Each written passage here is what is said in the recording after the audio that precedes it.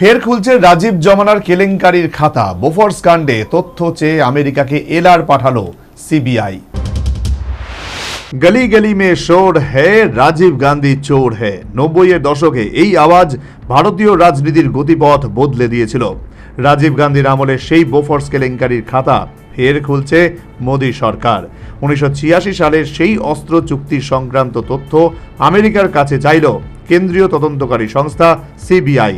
Letter of রগেটরি বা LR পাঠানো হলো আমেরিকাকে। 2017 সালে ভারত সফরে এসে এই ইস্যুতে বিস্ফোরক দাবি করেছিলেন বেসরকারি গোয়েন্দা মাইকেল হার্শম্যান। তার ভিত্তিতেই এবার অতীত খুঁড়তে নামল সিবিআই।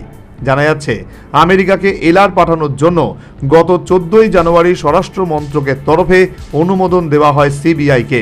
স্বরাষ্ট্র মন্ত্রকের অনুমতি পাওয়ার পরই সিবিআই এর বিশেষ আদালতে আবেদন জানায় তদন্তকারী সংস্থা। 11 ফেব্রুয়ারি সেই অনুমতি দেওয়া হয় আদালতের তরফে।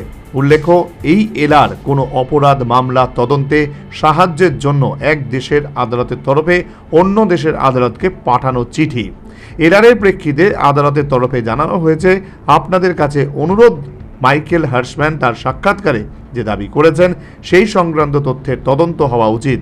আমেরিকা যেন এই বিষয়ে বিস্তারিত তদন্ত করে এবং ভারতকে এই বিষয়ে বিস্তারিত রিপোর্ট দেয়। উল্লেখ্য, 2017 সালে ভারত সফরে এসে হার্শম্যান দাবি করেন 1986 সালে ভিপি সিং অর্থমন্ত্রী থাকাকালীন অর্থ মন্ত্রকের তরফে কিছু আর্থিক দুর্নীতি তদন্তভার দেওয়া হয় তাদের সংস্থা ফেয়ারফক্সকে।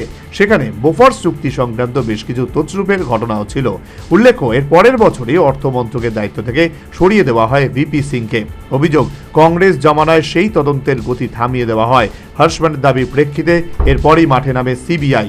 ফেয়ারফক্সকে নিয়োগ সংক্রান্ত রিপোর্ট এবং তাদের তদন্ত সংক্রান্ত রিপোর্ট অর্থ মন্ত্রকের কাছে চাওয়া হয় সিবিআই এর তরফে। তবে অর্থমন্ত্রক জানিয়ে দেয়, এমন কোনো রেকর্ড তাদের কাছে নেই। এই ঘটনায় বোফোর্স দুর্নীতির জল্পনা নয়া মাত্রা পায়। গত কয়েক বছরে ইন্টারপোলের সঙ্গে যোগাযোগ থেকে শুরু করে আমেরিকার আধিকারিকদের কাছে বহুবার চিঠি লেখা হয়, তবে কোনো জবাব আসেনি।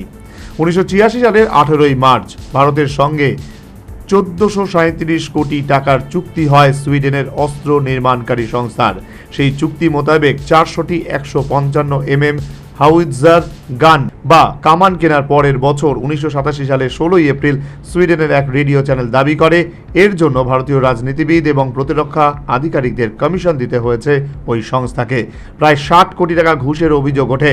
1990 সালের 22 জানুয়ারি সিবিআই এফআইআর দায়ের করে বোফোর্সের প্রেসিডেন্ট বোফোর্স মার্টিন আরাবডো, অভিযুক্ত মিডলম্যান উইন চাড্ডা এবং হিন্দুজা ব্রাদার্সের বিরুদ্ধে। ফৌজদারি, ষড়যন্ত্র, প্রতারণা এবং জালিয়াতির অভিযোগ আনা হয় তাদের বিরুদ্ধে।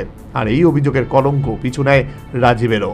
প্রধানমন্ত্রী পদ থেকে ইস্তফা দিতে হয় রাজীব গান্ধীকে। 1989 সালের লোকসভা নির্বাচনে বিরোধীদের তরফে স্লোগান তোলা হয়, গলি গলি মে শোর হে রাজীব গান্ধী চোর হে। তবে দীর্ঘ কয়েক দশক পেরিয়ে গেলেও সেই মামলার কোনো সুরাহা হয়নি। বিদিন সরকারের রিপোর্ট, নিউজ ভ্যানগার্ড।